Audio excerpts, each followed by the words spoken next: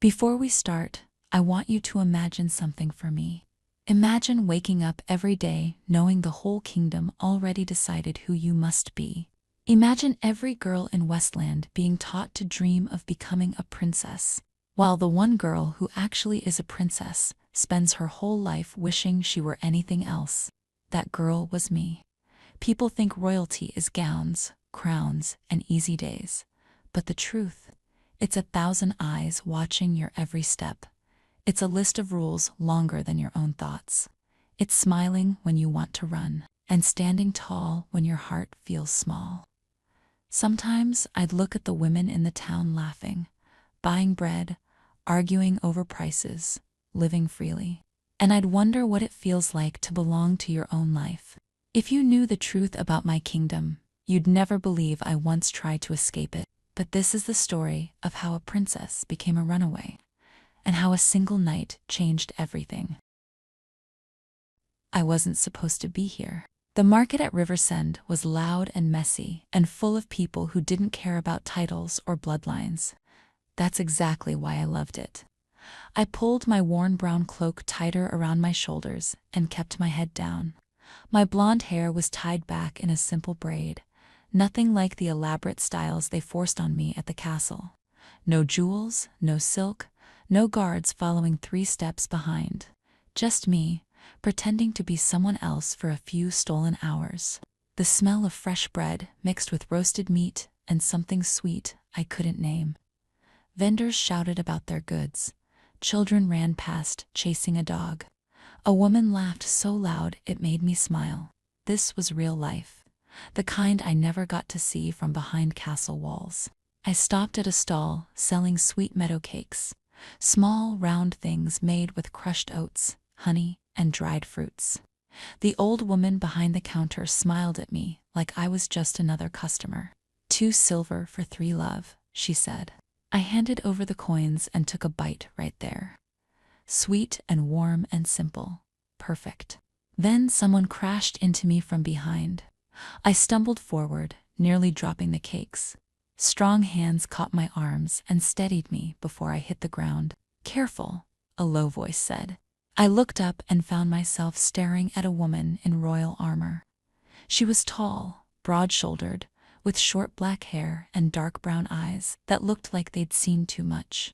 A scar ran along her jaw. Her expression was calm but alert. I'm sorry, I said quickly, brushing crumbs off my cloak. I wasn't watching where I was going.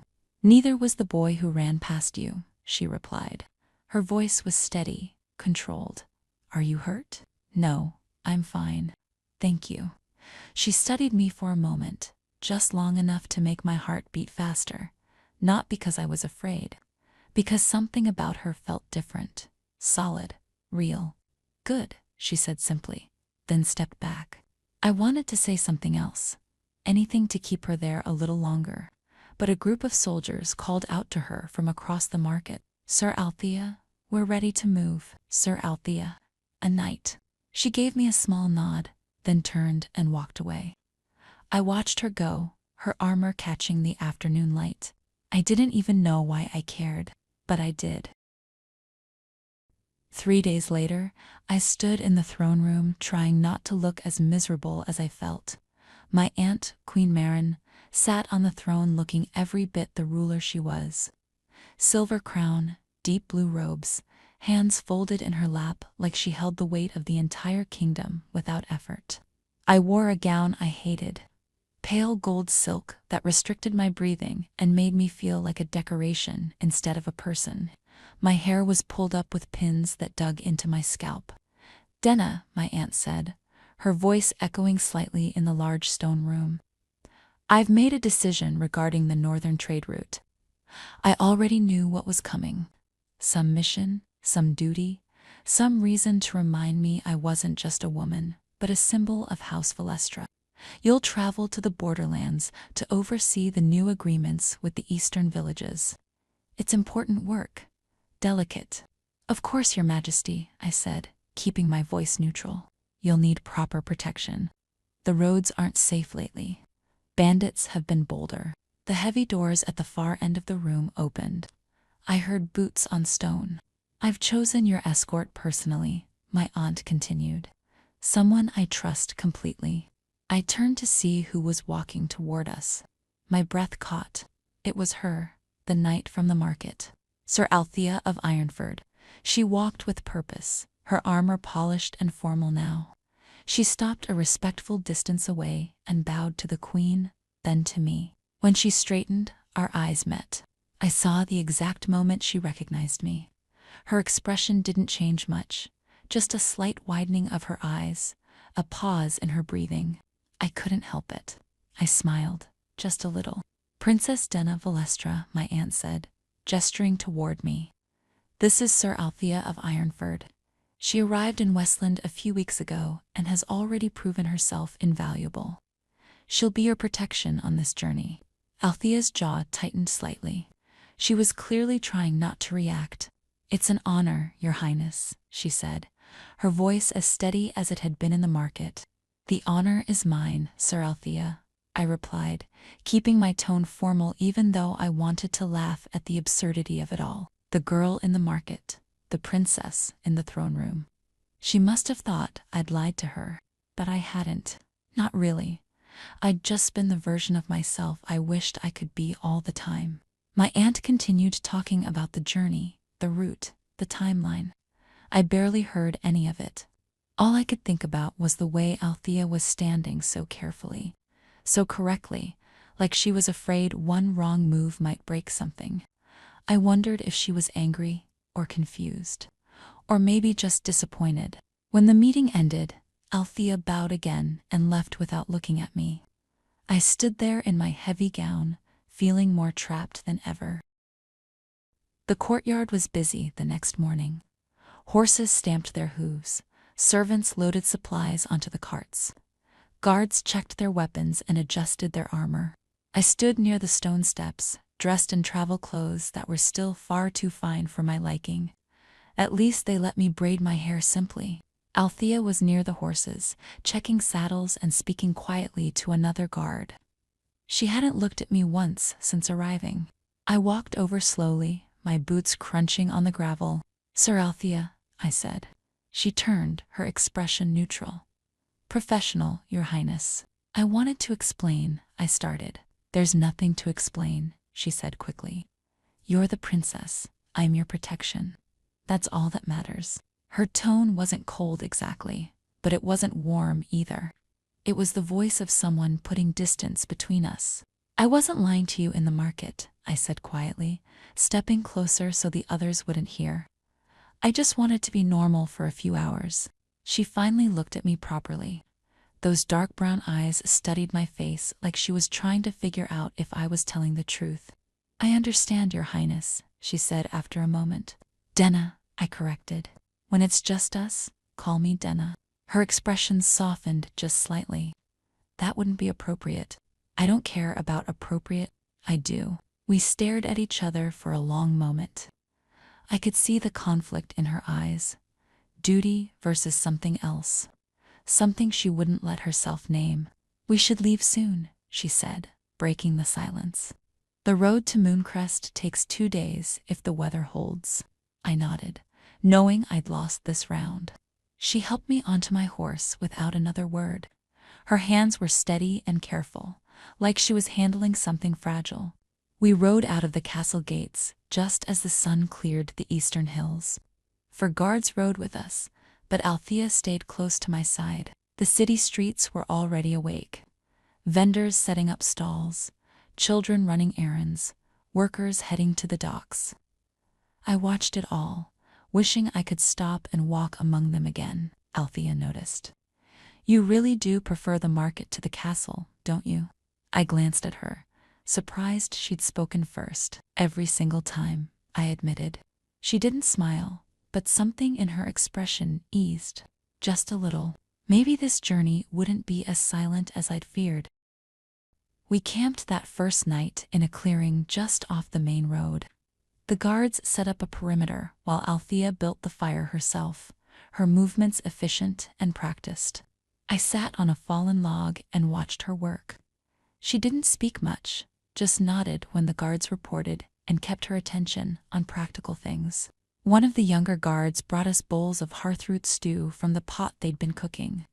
Diced root vegetables, wild herbs, and chicken, slow cooked in a clay pot. The smell alone made my stomach growl. "Thank you," I said, taking the bowl.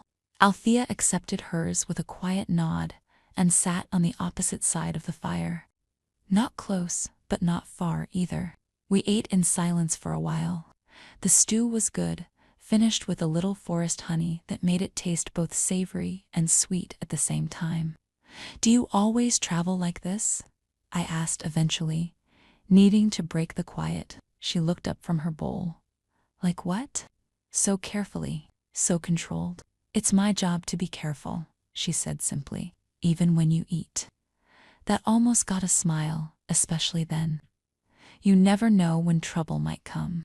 I set my bowl down and leaned forward slightly. "What's Ironford like?" She paused, clearly not expecting the question. "Hard, cold in winter. The mines run deep, and the forges burn hot. People there don't waste words." "Is that where you learned to be a knight?" "No, I learned to survive there. I learned to be a knight in the war." The way she said war made it clear she didn't want to talk about it. I didn't push. "Do you miss it?" I asked instead. "Sometimes. It was honest work. You knew where you stood. And here," she met my eyes across the fire. "Here is different." The firelight made shadows dance across her face. I could see the scar on her jaw more clearly now, a thin line that curved toward her ear. "How did you get that scar?" I asked softly. "Border raid 6 years ago. Someone got too close with a blade." "Does it hurt?" "Not anymore." I wanted to reach across the fire and trace it with my fingers, but I stayed where I was. One of the guards called out that the watch rotation was set. Althea stood and brushed off her hands. "You should sleep, Your Highness. Tomorrow will be a long ride." "Denna," I reminded her. She looked down at me for a moment, something unreadable in her expression. "Good night, Princess." She walked away before I could argue. The next day brought rain. Not heavy, but steady and cold. It soaked through my cloak and made the roads slick with mud. The horses moved slower, more carefully. We were halfway through Whisperwood Forest when I heard it. A whistle, sharp and quick, from somewhere in the trees. Althea's hand went to her sword immediately. "Stay close," she ordered, her voice low and urgent. The guards formed up around me, weapons drawn. My heart pounded in my chest. Then they came. 6 men, maybe 7, dressed in mismatched armor and carrying blades that had seen too much use. Bandits. "Just give us the princess," one of them called out, grinning like this was a game. "We'll ransom her back nice and easy. No one has to die." "Turn around and leave," Althea said, her voice cold as winterstone. "Last chance." The man laughed. His friends spread out, circling us. Everything happened fast after that. The bandits attacked. Steel clashed. Horses reared in panic. One of our guards fell hard, clutching his shoulder as pain took him. I tried to stay on my horse, but someone grabbed my arm and yanked. I hit the ground, mud soaking into my clothes. A bandit stood over me, blade raised. Then Althea was there. She moved with sharp, controlled precision. Her sword caught his blade and twisted it aside. She drove her elbow into him, and he fell instantly. Another one came at her from the side. She spun, blocked, and hit his shoulder with her blade's flat edge. He stumbled back, losing his balance. "Get up," she said to me, not even breathing hard. "Now?" I scrambled to my feet. She kept herself between me and the remaining bandits, her sword steady in her hand. The others realized they were losing. They ran, disappearing back into the trees. Althea didn't lower her weapon until the forest was silent again. Then she turned to me. "Are you hurt?" "No, I'm fine. I just fell." She reached out and touched my face, checking for injuries. Her hand was rough and warm, even in the cold rain. "You're bleeding," she said quietly. I touched my cheek and felt the sting. Just a scratch from hitting the ground. It's nothing, I said. It's not nothing. Her voice was harder now, angry. You could have been killed, but I wasn't, because of you. She pulled her hand back like my skin had burned her. We need to keep moving. This place isn't safe. We reached Mooncrest Village just before sunset. It was small and simple, built along the curve of a gentle river. Wooden houses with thatched roofs, smoke rising from chimneys, chickens scratching in the dirt. The kind of place where everyone knew everyone. The village elder, a kind woman named Marta, welcomed us into her home. It was warm inside, fire crackling in the hearth, the smell of baking bread filling the air. You'll stay here tonight, Your Highness, Marta said, gesturing to a small but clean room. And your guards can use the barn. It's dry, and there's plenty of space. Thank you, I said, meaning it. Althea started to follow the guards outside, but I caught her arm. Stay, I said quietly. Please. She hesitated, clearly torn between duty and something else. I'll feel safer if you're close, I added, which was true, but also an excuse. She nodded once. I'll sleep by the door. Marta brought us bowls of Westland harvest plate for dinner. Roasted carrots and turnips, spiced lentils, fried flatbread, and a simple berry sauce on the side. It was humble food but made with care. We ate at a small wooden table, just the two of us. The guards were outside, the village was quiet, and for the first time since leaving the castle, I felt like I could breathe. This is nice, I said softly. Althea glanced at me. The food, the quiet, the simplicity. No one here cares that I'm a princess. They know who you are, but they don't treat me differently. They just see a person. She was quiet for a moment, then said, Is that what you were doing in the market? Trying to be just a person? Yes. And did it work? I smiled, for a little while, until I met a very serious knight who looked at me like I was a puzzle she couldn't solve. That got a reaction. The corner of her mouth twitched, almost a smile. I wasn't trying to solve anything, she said, weren't you? She looked at me for a long moment, and I saw something shift in her eyes. Something that made my breath catch. You should rest, she said finally, standing up. Tomorrow we finish the journey. She moved to the door and sat with her back against the wall, sword across her lap. I lay down on the small bed, still wearing most of my clothes, and watched her in the firelight. She never looked at me again that night, but I knew she was aware of every breath I took. We stayed in Mooncrest for 2 extra days. The trade agreements took longer than expected, and honestly, I wasn't in a hurry to leave. The village felt like freedom in a way the castle never did. On the second morning, I found Althea in the field behind Marta's house, practicing sword forms. Her movements were precise and controlled, each strike deliberate. I watched for a while before speaking. Will you teach me? She stopped mid-swing and turned. Teach you what? How to fight. How to protect myself. You have guards for that. Guards aren't always enough. You saw what happened in the forest. She lowered her sword, clearly considering it. It's not easy. I didn't ask if it was easy. I asked if you'd teach me. Something changed in her expression. Respect, maybe. Or curiosity. All right, she said finally. But you follow my instructions exactly. No arguments. No arguments, I agreed. She handed me a wooden practice sword from her pack. It was heavier than I expected. First lesson, she said, moving behind me. Your stance. She adjusted my feet with her boot, then placed her hands on my hips to shift my weight. The touch was professional, but my skin burned where she held me. Keep your center low, she instructed. Balance is everything. I tried to focus on her words instead of how close she was standing. Now raise the sword. Not too high. Good, your grip is wrong. She stepped even closer and wrapped her hands around mine, adjusting my fingers on the wooden hilt. Like this, she said quietly, her breath warm against my ear. Firm, but not tight. You need to be able to move. My heart was racing, and it had nothing to do with the lesson. We practiced basic strikes for over an hour. She was patient, but demanding, correcting every mistake, pushing me to do better. By the end, my arms ached and sweat dripped down my back. "You're stronger than you look," she said, and it sounded like a compliment. "You're a good teacher." She took the practice sword from me and stepped back, putting distance between us again. "We should head back. Marta is probably wondering where we went." But neither of us moved right away.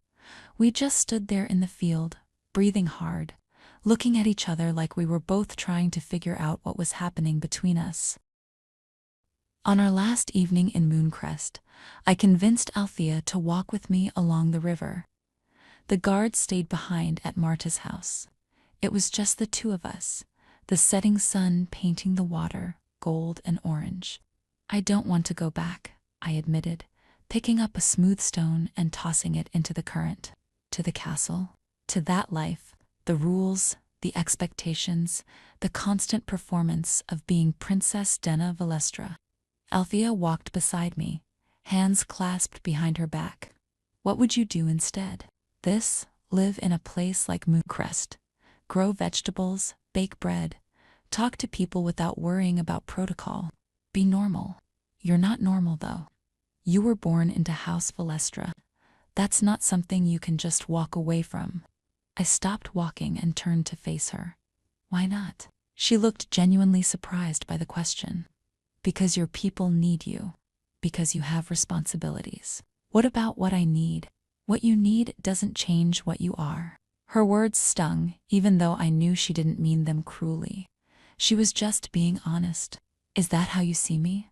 I asked quietly. "As a duty? A responsibility?" Something flickered across her face. "Pain, maybe. Or regret." "I see you as the princess I'm sworn to protect." "That's not what I asked." We stood there on the riverbank, close enough that I could see the exact moment she decided not to answer. "We should head back," she said instead. "It's getting dark." "Althea," she finally met my eyes. Don't what?" "Don't ask me questions I can't answer." My chest tightened. "Can't or won't." She looked away, jaw clenched. "Both." I wanted to push, to demand she tell me what she was thinking, what she was feeling, but I could see how much it was costing her to even have this conversation, so I let it go, for now. We walked back in silence, the space between us feeling wider than the river itself. That night, Marta served us Queen's morning porridge, even though it was evening. Oats with warm milk, small nuts, dried berries, and a tiny drop of cinnamon. Comfort food, she called it. Althea sat across from me at the table, eating slowly, not looking up. I wished I knew what she was thinking. I wished she would just say it, but she didn't. And I was starting to realize that Sir Althea of Ironford was very good at keeping her feelings locked away where no one could reach them. We left Mooncrest the next morning. The journey back to Westland took 3 days instead of 2 because we took a longer, safer route. Althea wasn't taking any chances after the bandit attack. On the second night, we camped in a clearing surrounded by tall pine trees.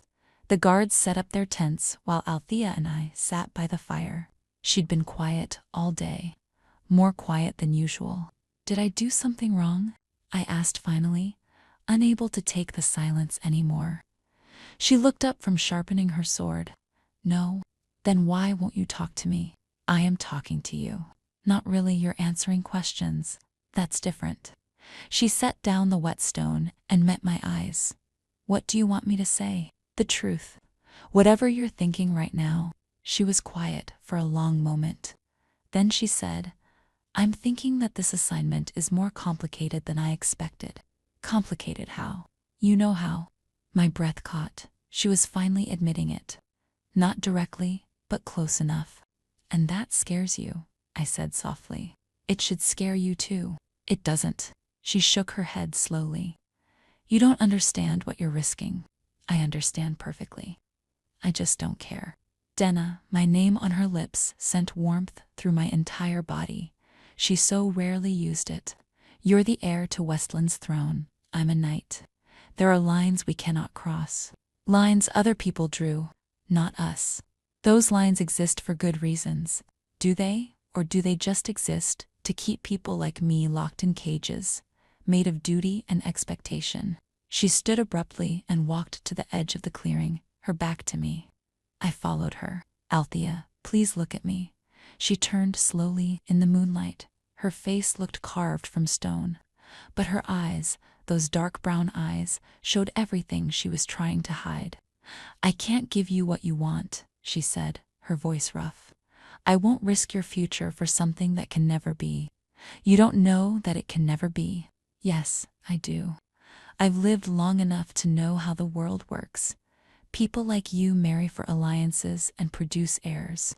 People like me serve and protect and stay in our place. I don't want you to stay in your place. I want you to be honest with me. I am being honest. No, you're being afraid. That hit something deep. She flinched like I'd struck her. I lost people before, she said quietly. In the war, people I cared about, people I failed to protect. I won't do that again. I won't care about someone I can't keep safe. I'm not asking you to keep me safe. I'm asking you to see me, really see me, not as a princess or a duty, just as Denna. She closed her eyes like the words physically hurt. When she opened them again, they were full of something raw and aching. I do see you, she whispered. That's the problem. We stood there, barely an arm's length apart, the world silent around us.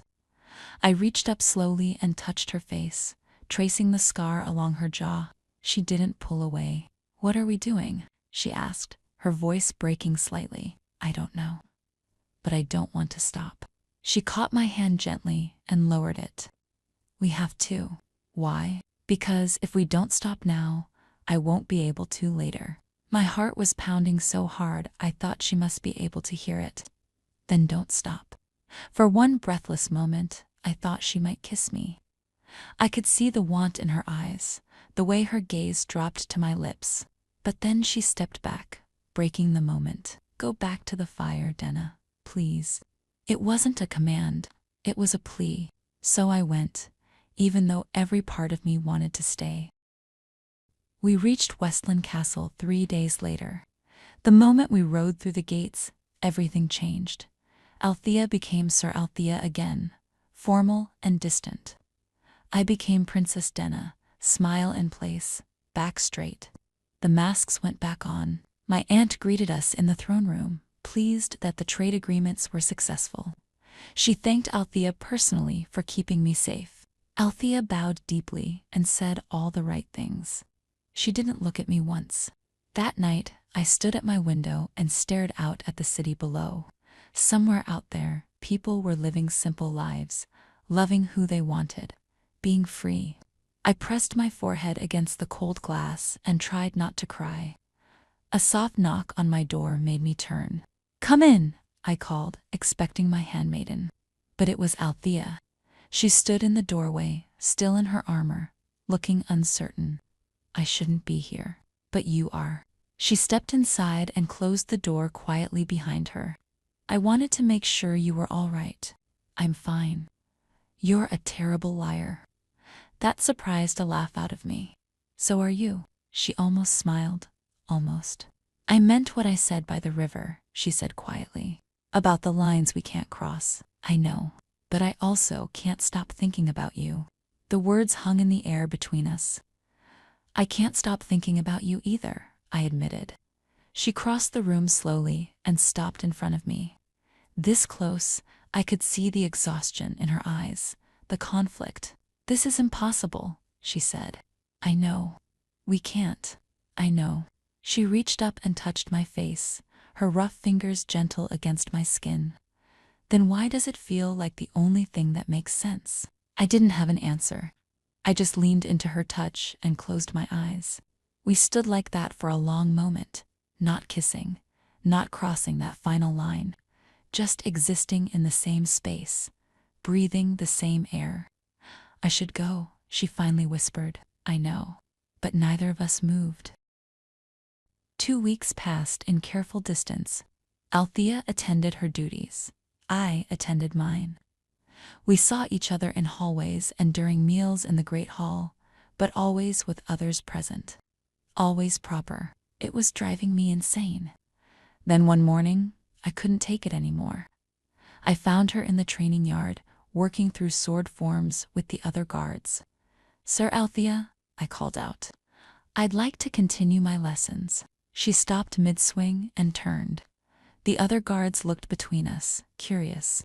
"Of course, Your Highness," she said formally. "When would you like to begin?" Now, something flashed in her eyes. Surprise, maybe, or amusement, as you wish. She dismissed the other guards and handed me a practice sword.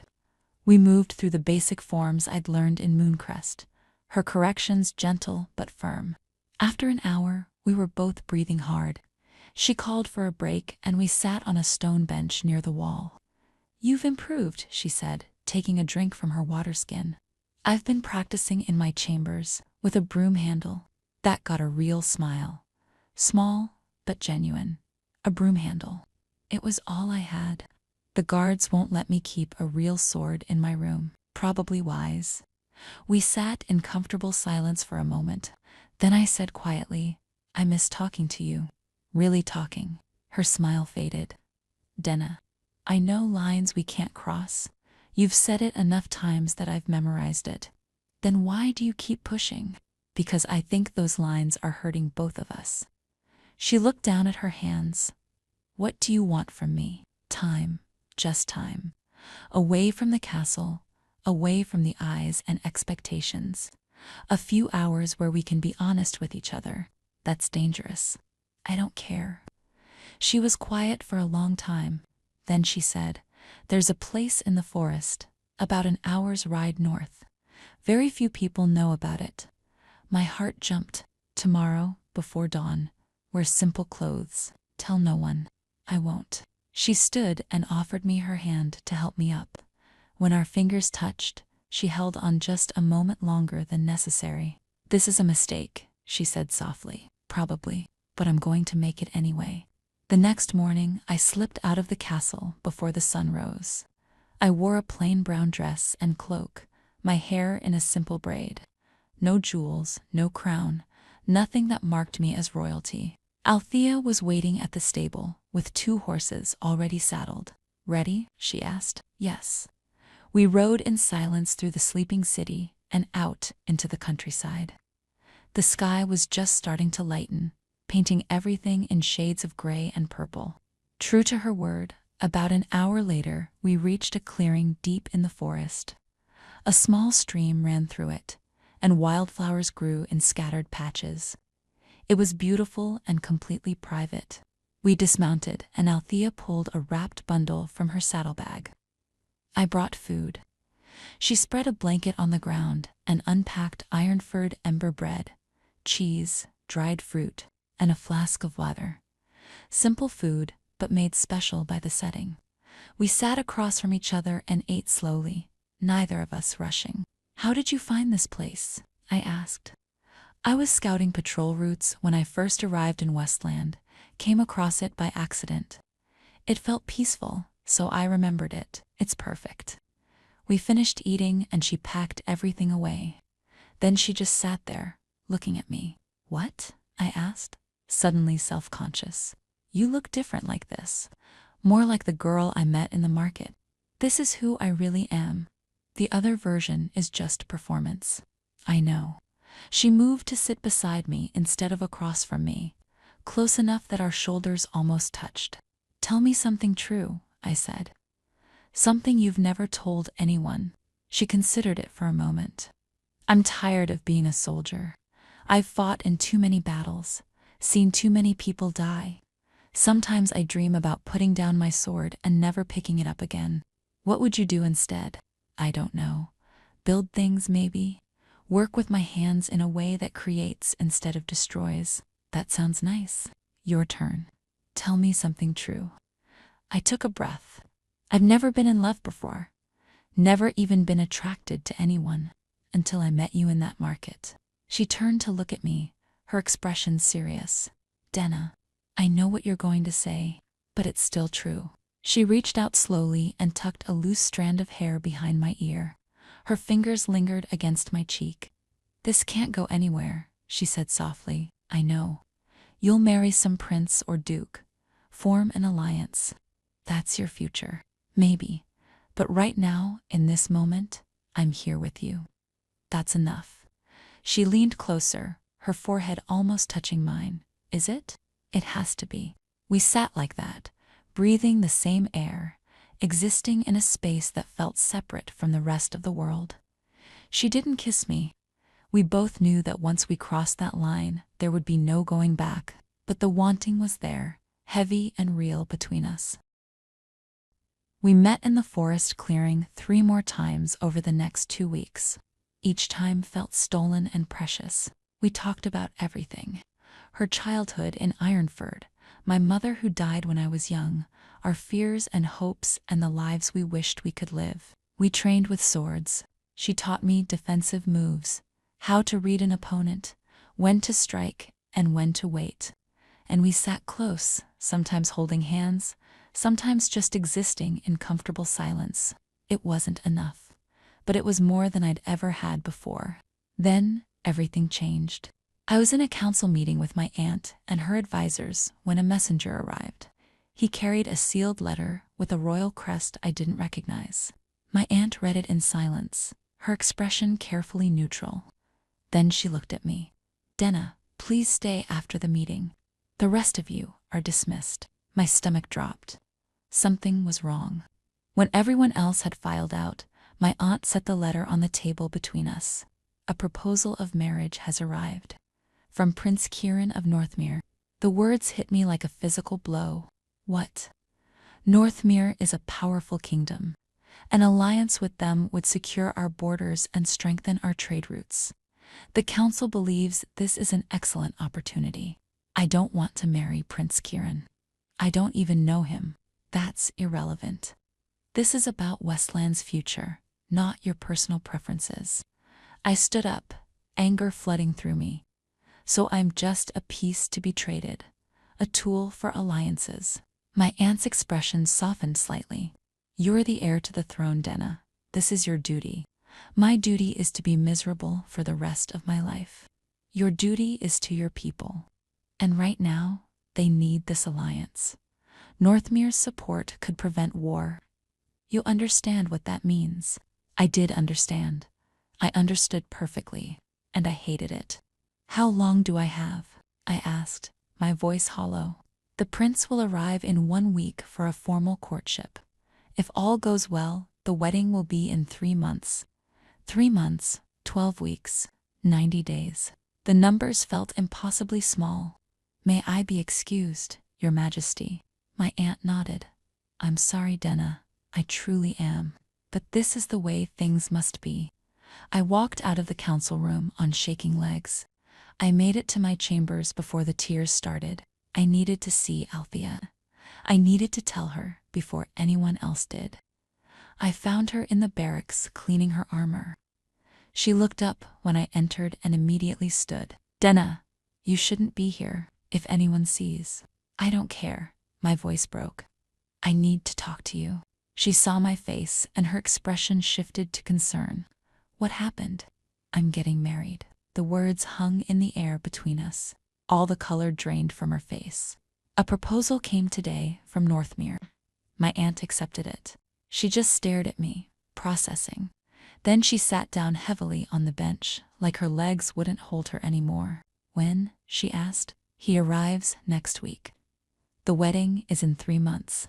3 months. Althea, I don't want this. I don't want to marry someone I don't know. Someone I don't love." She looked up at me, and I saw devastation in her eyes. "It doesn't matter what you want. You're the princess. This is your duty. Don't say that. Don't use the same words she did. Because they're true." She stood and crossed to me. "This was always going to happen, Denna. We both knew it. I thought we'd have more time." Time for what? To pretend this could work. To make it hurt worse when it ended. Tears were streaming down my face now. "Is that all this was to you? Pretending?" "No." Her voice cracked. "No. It was the most real thing I've ever felt.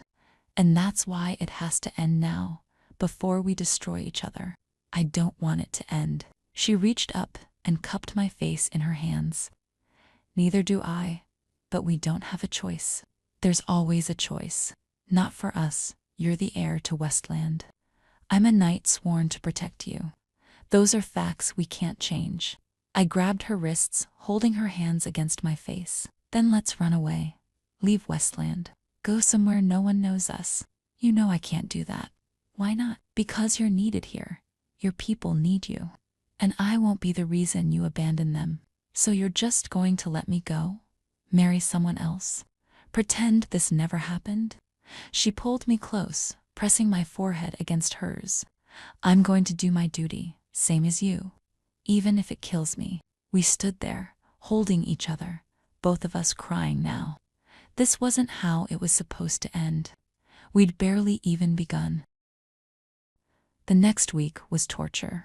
I met Prince Kieran of Northmere 2 days after his arrival.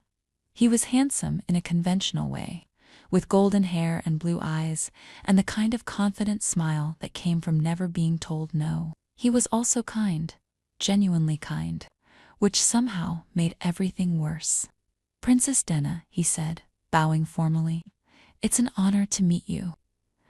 The honor is mine, Your Highness. We walked through the castle gardens while my aunt and his advisors followed at a respectful distance. Althea was there too, standing guard, her face carefully blank. Kieran talked easily about Northmere, about his family, about his hopes for the alliance.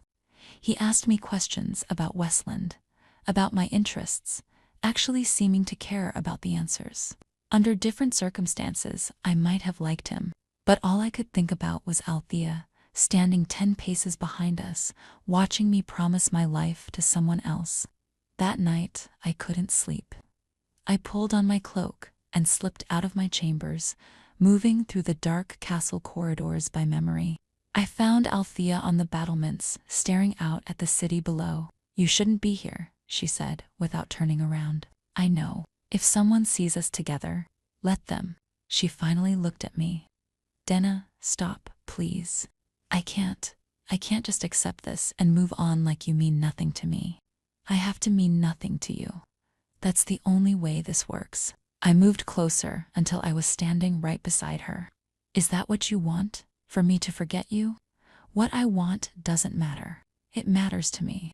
She closed her eyes, pain written across her face. He seems like a good man, the prince. He is. Then maybe it won't be so bad. Don't. I'm trying to make this easier for you. You're making it worse. I grabbed her hand, not caring who might see. I don't want easy. I don't want him. I want you. She pulled her hand away gently. You can't have me. Not in any way that matters. We could run away tonight. Right now. And doom your kingdom. Leave your people without an heir. Start a war between Westland and Northmere. You know better than that. She was right. I did know better. But that didn't stop me from hating it. I wish I'd never met you, I whispered. It would hurt less. She flinched like I'd struck her. I wish that too sometimes. But I don't mean it. Neither do I. We stood there in silence, the night cold around us. There has to be another way, I said finally. There isn't. What if I marry him? Fulfill the alliance. And then later, when things are stable, we find a way to be together. She turned to look at me. What are you saying? I'm saying maybe we don't run away now. Maybe we wait.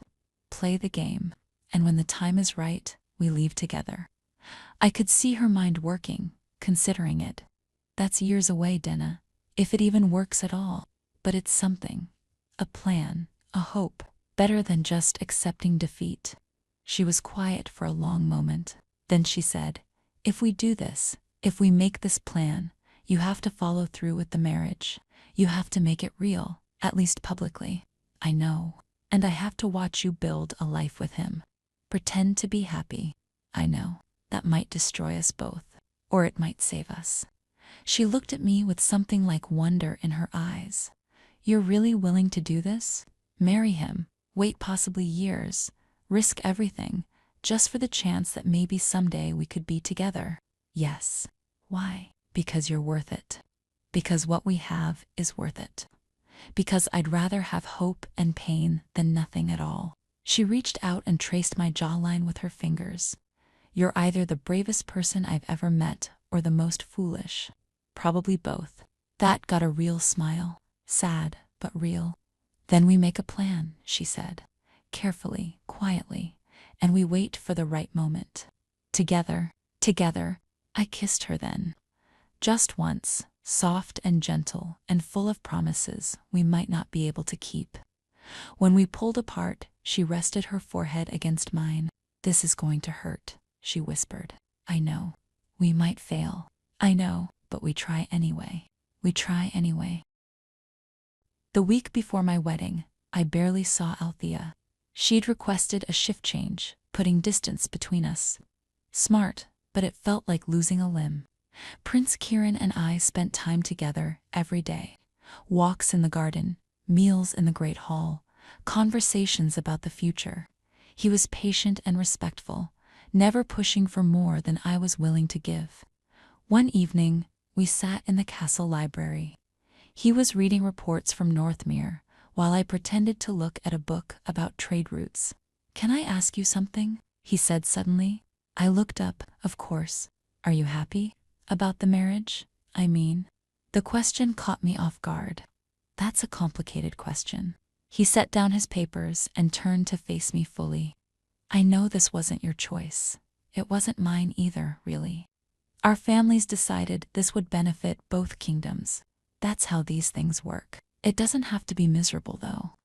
I'd like us to be friends at least. Maybe more, eventually, if you're willing. But I won't force anything.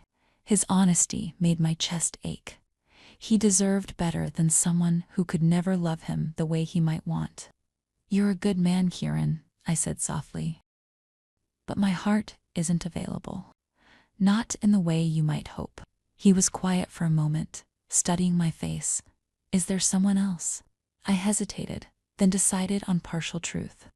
There was, it didn't work out. I'm sorry. So am I. He reached over and took my hand.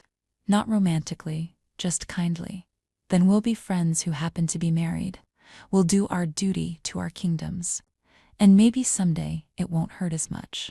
I squeezed his hand gratefully. Thank you for understanding. We're both trapped by duty, Denna.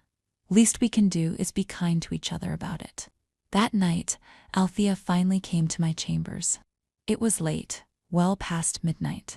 She knocked softly and I opened the door immediately. We shouldn't, she started. I don't care. Come in. She stepped inside and I closed the door behind her. We just stood there, looking at each other. 7 days, I said. I know. After the wedding, my aunt is assigning you as my permanent guard. You'll travel with me to Northmere. Something shifted in her expression. She told you that? This morning, she said. You're the only person she trusts completely to keep me safe. That's good. It means we can stay together, at least physically. But it also means you'll have to watch me play the role of Kieran's wife. I know. I moved closer. I need you to know something. No matter what happens, no matter what I have to do publicly, none of it is real. The only real thing is this. She cupped my face in her hands. I know. Promise me you won't forget that. I promise. She kissed me then, deeper than before. Desperate and tender and full of everything we couldn't say out loud. When we finally pulled apart, we were both breathing hard. After the wedding, I whispered, after things settle, we start gathering what we need. Money, maps, safe routes. We plan everything carefully. How long? A year maybe. Long enough that the alliance is solid. Long enough that my leaving won't start a war. And then we disappear. Together, somewhere no one will find us. She pressed her forehead against mine. 1 year. I can survive 1 year if I know you're waiting at the end of it. I'll be waiting, I promise. We spent the rest of the night just holding each other, memorizing the feel of being close, storing up warmth against the cold year ahead. When dawn started to break, she kissed me one last time and left. 7 days until everything changed. The wedding day arrived with perfect weather, sunny and warm, flowers blooming in the castle gardens, birds singing like the world itself was celebrating. It felt like a cruel joke. My handmaidens dressed me in a gown of white silk and gold thread. They wove flowers into my hair and painted my lips the color of roses. In the mirror, I looked like someone else, a princess playing a role. My aunt came to my chambers before the ceremony. She dismissed the handmaidens and we were alone. "You look beautiful," she said softly. "Thank you." She crossed the room and took my hands. "I know this isn't what you wanted, but you're doing the right thing. For Westland, for our people. I know. Kieran is a good man. He'll treat you well. I know that too." She studied my face for a long moment. "There's something I need to say. Something I probably shouldn't say, but I'm going to anyway." My heart jumped. "I'm not blind, Denna. I see how you look at Seer Althea, and how she looks at you." All the air left my lungs. "Aunt Marin." She held up a hand. "Let me finish. I don't approve." "I can't approve. You're the heir to the throne. But I also remember what it's like to care for someone you can't have. I was young once too. Then why are you making me do this?" "Because I have to. Because sometimes duty demands we sacrifice our happiness for something bigger. But I want you to know that I understand. And I'm sorry." Tears burned in my eyes. "Does that change anything?" "No. You'll still marry Kieran today. You'll still go to Northmere. You'll still fulfill your duty. But maybe it helps to know that someone sees your pain." She pulled me into a hug, something she rarely did. I held on to her, letting myself be weak for just a moment. "I'll assign Althea as your permanent guard," she said quietly. "At least you'll have her near you, even if it can't be what you want." "Thank you." She pulled back and wiped my tears carefully. "Now, fix your face. You have a kingdom watching." The ceremony was held in the great hall, packed with nobles and dignitaries from both kingdoms. Flowers decorated every surface. Musicians played softly in the corner. I walked down the aisle alone, head high, face serene. Princess Denna Valestra, doing her duty. Kieran stood at the altar, looking handsome in his formal attire. He smiled at me kindly when I reached him. The priests began the ceremony. Words about unity and alliance, and the joining of two great houses. I barely heard any of it. My eyes found Althea in the crowd. She stood with the other guards, her face carefully neutral. But when our eyes met, I saw everything she was hiding. Pain and love and determination all mixed together. I held her gaze while the priest talked, a silent promise passing between us. 1 year. "Princess Denna Valestra," the priest said, pulling my attention back. "Do you take Prince Kieran of Northmere as your husband, to honor and respect, in times of peace and times of trial?" I thought about lying, about saying no and running, about choosing myself for once, but I couldn't. Not with all these people watching. Not with 2 kingdoms depending on this alliance. "I do," I said clearly. Kieran repeated his vows. Then the priest pronounced us married and Kieran kissed me gently on the lips. The crowd cheered. Musicians played louder. People celebrated, and I felt like I was drowning. The feast afterward lasted hours. Food I didn't taste, wine I didn't drink, conversations I didn't remember. Kieran stayed at my side, playing the role of devoted husband, occasionally squeezing my hand in support. Late in the evening, when most of the guests were drunk and the celebration was winding down, I saw Althea slip out of the hall. I waited 10 minutes, then excused myself and followed. I found her on the battlements again, staring out at the dark city. "You shouldn't be here," she said when I approached. "Everyone's too drunk to notice I'm gone." "You're wearing a wedding dress. Someone will notice." "I don't care." She finally turned to look at me. "How are you holding up?" "I'm not, but I'm pretending really well." She almost smiled. "You always do." I moved to stand beside her, close but not touching. 1 year. 1 year. We can do this. We have to.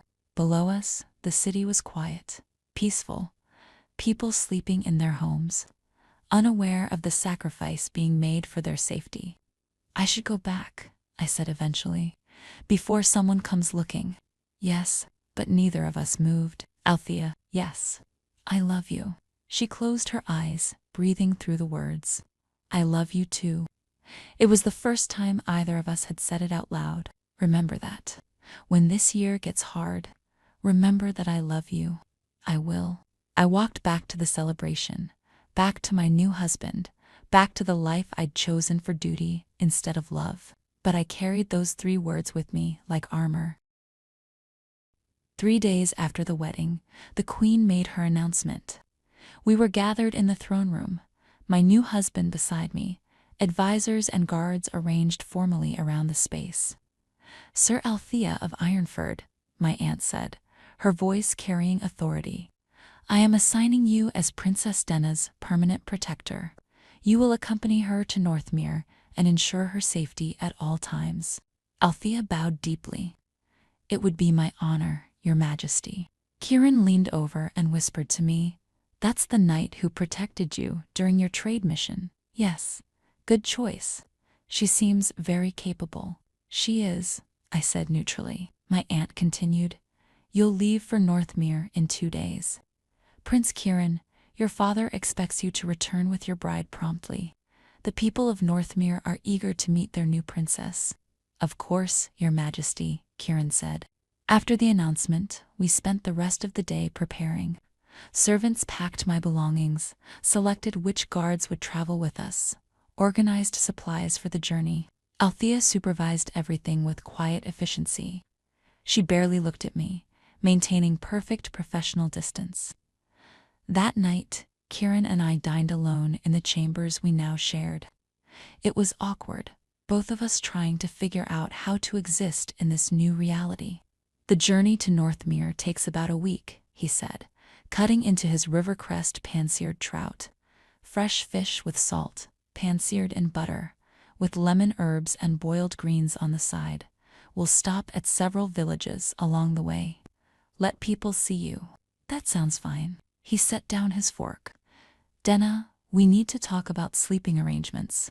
My stomach tightened. What about them? I meant what I said about not forcing anything. I'll sleep in the other room. Give you space. We can take our time figuring out how this works. Relief flooded through me. Thank you. Eventually, people will expect heirs. But that's a conversation for later. Much later.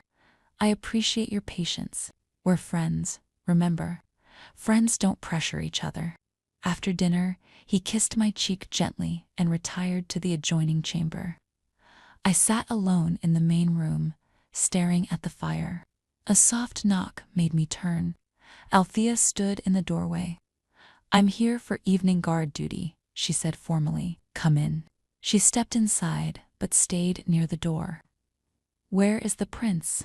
In the other room. He's giving me space. That's good of him. We stood there in awkward silence. Althea, you don't have to be so formal when we're alone. Yes, I do.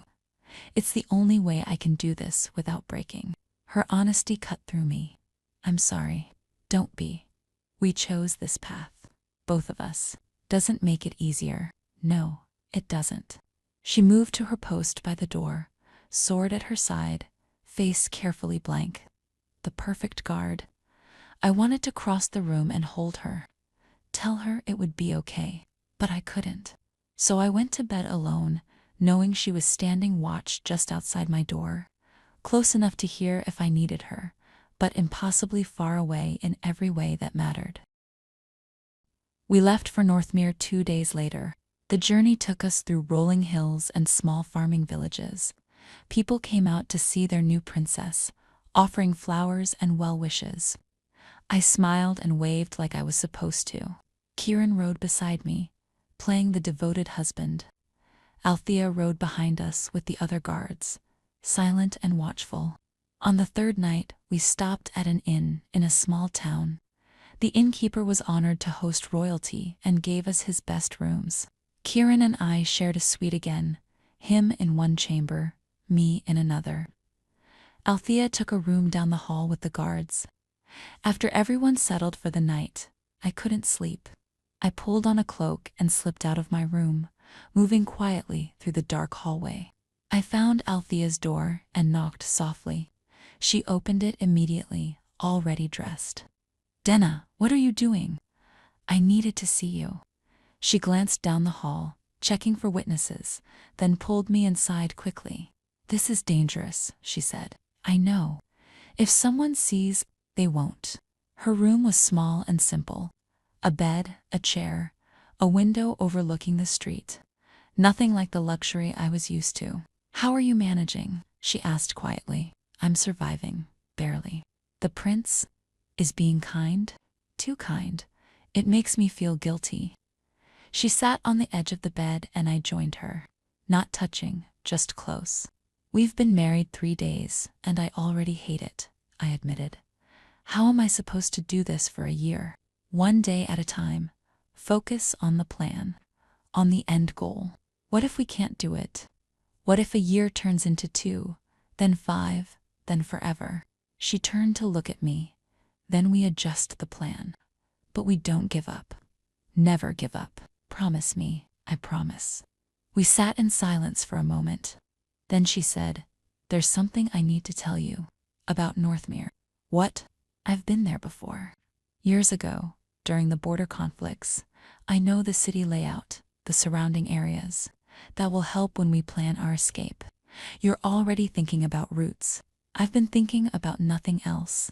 That made me smile, despite everything. "Tell me." She stood and pulled out a piece of paper from her pack. "A rough map. The castle sits here, in the city center. But there are underground passages, old smuggling routes from centuries ago. Most people don't know about them." "How do you know?" "I had to evacuate injured soldiers during the conflict. Local contacts showed me the passages." She spread the map on the small table, and I moved closer to look. Our shoulders touched as we bent over it. "Here," she said, pointing. "This passage leads outside the city walls. If we can access it from the castle, we can leave without anyone seeing." "Where does it come out?" "A farmhouse about 3 miles north, abandoned now. We could hide supplies there ahead of time." My heart was beating faster. This could actually work. It's risky, but yes, it could work. We spent the next hour going over details, potential obstacles, what supplies we'd need, how to move gold without raising suspicion. A noise in the hallway made us both freeze. Footsteps passing by, then fading. "You should go," Althea whispered, "before someone notices you're gone." "I don't want to, I know, but we can't risk it." She walked me to the door and checked the hallway. Empty. "1 year," I whispered. 1 year. I slipped back to my room without being seen. Kieran was still asleep in his chamber. I lay in bed, staring at the ceiling, thinking about underground passages and abandoned farmhouses and freedom. Maybe we really could do this. We arrived in Northmere 6 days later. The city was beautiful in its own way. Tall white stone buildings, wide streets, gardens everywhere. The castle sat on a hill overlooking everything, impressive and imposing. People lined the streets to see their new princess. I waved and smiled until my face hurt. Kieran's father, King Aldrich, greeted us in the throne room. He was older, gray-haired, with sharp eyes that missed nothing. "Welcome to Northmere, Princess Denna," he said formally. "We're pleased to have you join our family." "The honor is mine, Your Majesty." He studied me for a moment, then nodded. "Kieran has spoken highly of you. I trust you'll serve Northmere well." "I'll do my best." The first weeks were a blur of introductions and ceremonies. Meeting nobles, learning customs, attending state dinners. Everyone watched me, judging whether I was worthy of their prince. Kieran stayed close, helping me navigate the politics. He introduced me to important families, warned me about who to trust and who to avoid. Althea was always nearby, standing guard, her presence the only thing keeping me grounded. 1 month after arriving, Kieran's father announced we'd take a honeymoon trip. A week at a royal estate in the countryside. "It's tradition," Kieran explained as we prepared to leave. "Gives the newlyweds time alone together. My stomach twisted, of course. The estate was smaller than the castle but still luxurious. Beautiful grounds, a lake, forests surrounding everything. The staff prepared a romantic dinner, our first night there.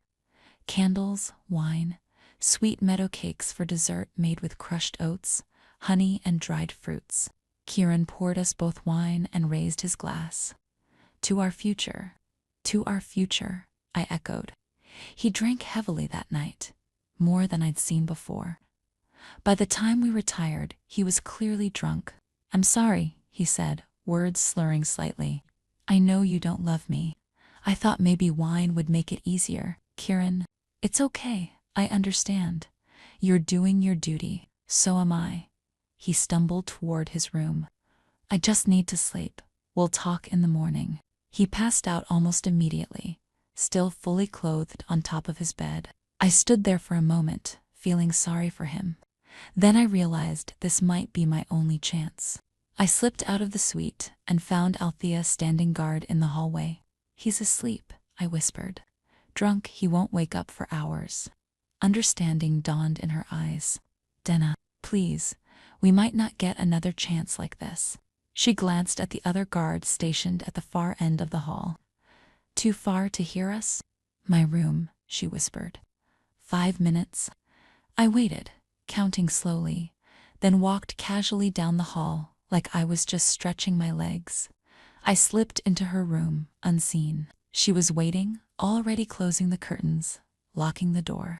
We shouldn't, she said, but her voice held no conviction. I know. If someone finds out, they won't. We stood there, staring at each other across the small room. A month of careful distance, of pretending, of denying what we both wanted. I crossed to her and she met me halfway. The kiss was different this time, not gentle or tentative. Desperate and hungry and full of a month's worth of longing. Her hands tangled in my hair, mine pulled at her shirt. We stumbled toward the bed, neither of us willing to break apart. I've missed you, she breathed against my lips. Every single day. I've missed you too. We made love slowly, savoring every touch, every kiss, every moment, like we were trying to memorize each other, store up warmth against the cold months ahead. Afterward, we lay tangled together, her arms wrapped around me, my head on her chest listening to her heartbeat. This is the only real thing, I whispered. Everything else is just performance. I know. I love you. I love you too. We stayed like that until nearly dawn. Then reality crashed back in. You need to go, she said reluctantly, before the servants start moving around. I know. Neither of us moved. Althea, yes. This year is going to break us if we're not careful. I know. But we're strong enough. We have to be. I kissed her one more time, trying to pour everything I felt into it. Then I forced myself to leave. I slipped back into my suite, just as the sky was lightening. Kieran was still passed out, snoring softly. I lay in my own bed, Althea's scent still on my skin, and let myself cry quietly. 1 year suddenly felt like forever. The months crawled by like wounded animals. I settled into life in Northmere, learning their customs, attending their councils, playing the role of dutiful princess.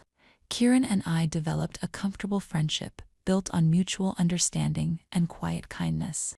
But every night, I went to bed alone, aching for something I couldn't have. Althea and I were careful, so careful. We never spoke privately where others might see. Never touched except in formal circumstances. We communicated through glances and small gestures that meant everything and nothing. But slowly, quietly, we gathered what we needed. I started taking walks through the castle, memorizing layouts, finding the entrance to those underground passages Althea had mentioned. It was hidden behind a false wall in the old wine cellar, exactly where she'd said it would be. Althea made trips to the abandoned farmhouse, disguising them as patrol routes. She stashed supplies there bit by bit. Dried food, blankets, weapons, a change of clothes for both of us.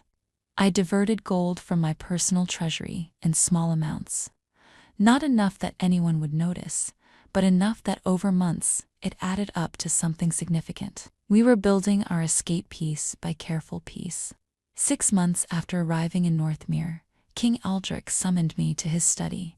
"Sit, please," he said, gesturing to a chair. My heart raced, but I kept my face calm. "Of course, Your Majesty." He poured us both wine from a crystal decanter. "You've adapted well to life here. Better than I expected, honestly. Thank you. Kieran speaks highly of you. Says you're intelligent, diplomatic, good with the people. He's kind to say so." The king studied me over his wine glass. "But he also tells me you keep separate chambers, that the marriage remains unconsummated." My blood went cold. "That's a private matter between husband and wife, Your Majesty." "Normally, yes, but you're not just any wife. You're a princess of 2 kingdoms now. Heirs are expected. Required, actually." "I understand. Do you? Because 6 months is one thing, but a year, 2 years, that becomes a problem. People talk. They question the alliance." I forced myself to stay calm. "Kieran and I are taking our time, building trust. Time is running out, Dina. I need grandchildren to secure the succession. I need proof this alliance means something beyond words on paper." "Are you ordering me to produce an heir?" "I'm telling you that both our kingdoms expect it. And what kingdoms expect, royalty provides." The conversation ended there, but the message was clear. My time was running out faster than I'd planned. That night, I found a way to slip into Althea's room. We sat on her narrow bed, speaking in whispers. "We need to move up the timeline," I said urgently. "What happened?" I told her about the king's conversation, about the pressure for heirs, for proof the marriage was real. "How long do we have?" she asked. "Months, maybe. Not the full year we planned." She stood and paced the small room. "We're not ready. We don't have enough supplies. The route isn't fully scouted." "I know, but if we wait much longer, they'll force the issue. And then leaving becomes impossible." She stopped pacing and looked at me. "What are you saying?" "I'm saying we might need to run sooner. 3 months, maybe. 4 at most. That's not enough time. It has to be." She crossed to me and took my hands. "If we do this wrong, if we get caught, they'll execute me for treason, and they'll lock you away somewhere you'll never escape." "I know the risks." "Do you really?" "Because once we run, there's no going back. Ever. You'll lose your title, your family, everything you've ever known. I don't care about any of that. I only care about being free with you." She pulled me to my feet and held me close. "Then we move up the plan, but we do it smart. No mistakes." "No mistakes," I agreed. We spent the next hour refining our strategy. We'd leave during the spring festival, when the castle would be full of visitors and chaos. Althea would say she was doing a security sweep. I'd say I needed air. Too many people making me anxious. We'd meet at the wine cellar entrance. Take the underground passage to the farmhouse. Collect our supplies, and disappear before anyone realized we were gone. Simple, dangerous, our only chance. The spring festival arrived 3 months later, exactly as planned. The castle filled with nobles and merchants and performers. Music played constantly, wine flowed freely. Everyone was distracted by celebration, perfect cover for an escape. I spent the day playing my role, smiling at guests, dancing with Kieran, pretending everything was normal. My heart hammered in my chest the entire time, but I kept my face serene. Althea stood guard, watching everything, waiting for our moment. As evening fell and the celebrations grew louder, I touched Kieran's arm. "I need some air. Too many people." "Of course," he said kindly. "Should I come with you?" "No. Stay. Enjoy yourself. I'll just walk the gardens for a bit." He squeezed my hand and let me go. I slipped through the crowded halls, moving toward the old sections of the castle. My dress was simple tonight, easy to move in. I'd planned that carefully. Althea caught up to me near the wine cellar entrance. "Ready?" Yes. She'd already moved the false wall, revealing the dark passage beyond. We slipped inside and she pulled the wall back into place behind us. Darkness swallowed us whole. Althea lit a small lantern she'd hidden there weeks ago. The flame cast dancing shadows on ancient stone walls. "This way," she whispered. We moved through the passage quickly, but carefully. It twisted and turned, sometimes narrow enough that we had to walk single file, sometimes opening into larger chambers. My breath came fast. This was really happening. We were really doing this. After what felt like hours but was probably only 30 minutes, we reached a wooden door. Althea pushed it open carefully, and we emerged into the night air. The abandoned farmhouse stood 50 paces away, dark and silent. We ran. Inside, Althea had stashed everything. 2 packs with food, water, warm clothes, gold sewn into hidden pockets. Maps showing safe routes to distant kingdoms. False documents giving us new names.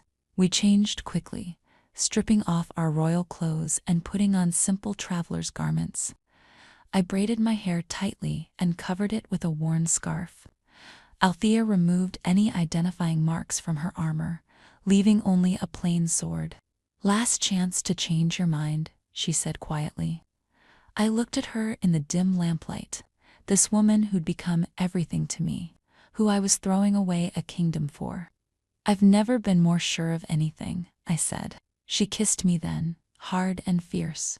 When we pulled apart, she was smiling. Actually smiling.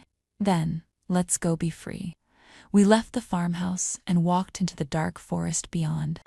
2 horses waited where Althea had hidden them weeks ago. We mounted and rode north, away from Northmere, away from Westland, away from everything we'd ever known. The moon lit our path. The night was quiet except for hoofbeats and wind in the trees. No one followed us. No alarms raised. We'd made it. As dawn broke over distant hills, we stopped to rest the horses. Althea pulled out bread and cheese from her pack, and we ate sitting on a fallen log. "How do you feel?" she asked. I thought about it, about everything I'd left behind. The crown, the castle, my Aunt Kieran, who'd been kinder than he needed to be. "Free," I said finally. "For the first time in my life, I feel free." She reached over and took my hand. "Where should we go?" "Somewhere warm, somewhere quiet. Somewhere no one knows the name Denna Valestra. I know a place. Small villages near the southern coast. Far from both kingdoms, we could build a life there." "What kind of life?" "Whatever kind we want, that's the point." I squeezed her hand. "Then that's where we go." We finished eating and mounted again. The sun rose higher, warming our faces, lighting the road ahead. Behind us, our old lives disappeared. Ahead was unknown and uncertain and perfect. We rode for 3 weeks, taking back roads and avoiding cities. Althea knew how to move unseen, how to cover our tracks. We slept in barns and paid farmers in copper for meals. No one looked at us twice, just 2 travelers moving south. My hands blistered from the reins. My body ached from long days riding. I'd never been happier. We finally reached the coastal villages Althea had mentioned. Small fishing communities scattered along white sand beaches. The air smelled like salt and freedom. We found a tiny cottage at the edge of one village. The owner had died months ago, and no one had claimed it. We paid the village elder a small sum, and it was ours. 2 rooms, a fireplace, a garden plot overgrown with weeds. Nothing like the castles I'd grown up in. It was perfect. We spent our first week making it livable. Althea repaired the roof while I cleaned inside. We bought simple furniture from local craftsmen, planted vegetables in the garden. The villagers accepted us as Mara and Thea, travelers who'd decided to settle. No one asked questions. No one cared about our past. One evening, we sat outside watching the sunset over the ocean. Althea was cleaning fish she'd caught that morning.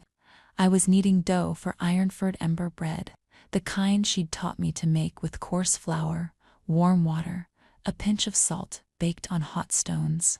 Do you miss it? She asked suddenly. The castle, the luxury, being a princess? I thought about it honestly.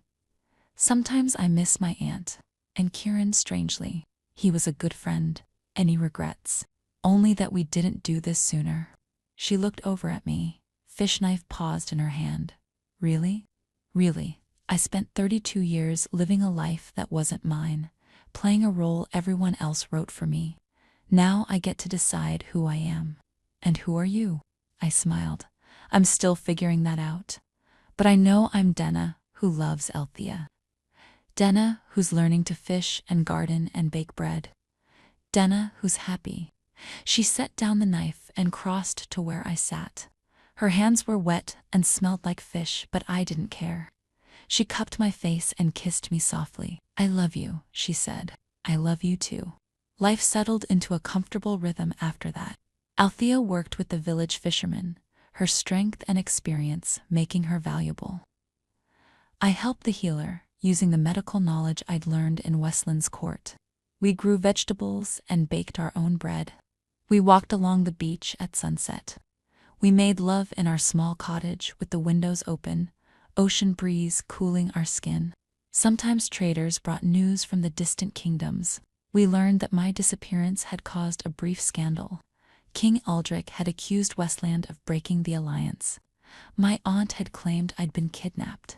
But Kieran, kind Kieran, had eventually told the truth, that I'd left willingly, that the marriage had been political, never love, that he bore me no ill will and hoped I'd found happiness. The scandal faded. Life moved on. Both kingdoms found other ways to maintain their alliance, and we were forgotten. Just another royal scandal lost to time. 1 year after we escaped, Althea and I stood on the beach at dawn. She'd carved 2 simple rings from driftwood. No priest, no ceremony, she said, slipping one on my finger. Just us, choosing each other. I put the other ring on her finger. Just us, forever. We kissed as the sun rose over the water, painting everything gold. I'd given up a kingdom, a throne, a life of luxury and power, and I'd gained everything that mattered. Years passed like water. We grew older together in our little cottage. My hair started showing gray. The lines around Althea's eyes deepened. Her hands grew rough from work, but gentle when they touched me. We were happy.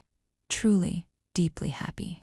Some mornings I woke early and watched her sleep, still amazed that this was real, that we'd actually done it, that we were free. Other mornings she woke first and I'd find her making Queen's morning porridge, the recipe I'd taught her. Oats with warm milk, small nuts, dried berries, a tiny drop of cinnamon. We'd eat together watching the sunrise through our window, her hand in mine. This was the life I'd dreamed about in that market in Riversend, the first time I saw her. The life I'd risked everything for, and it was worth it. Every single moment was worth it.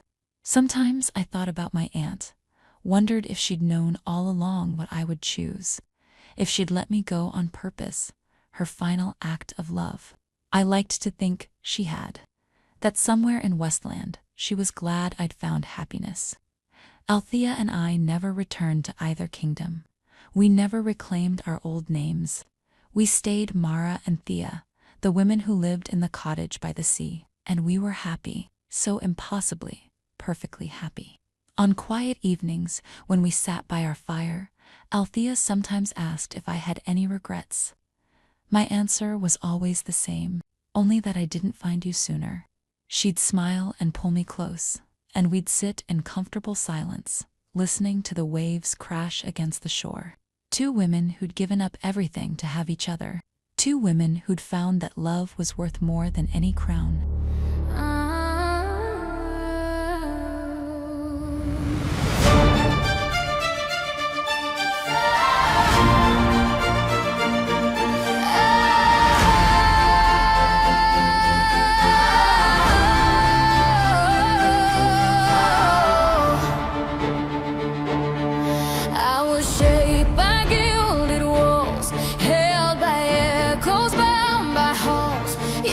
Your calm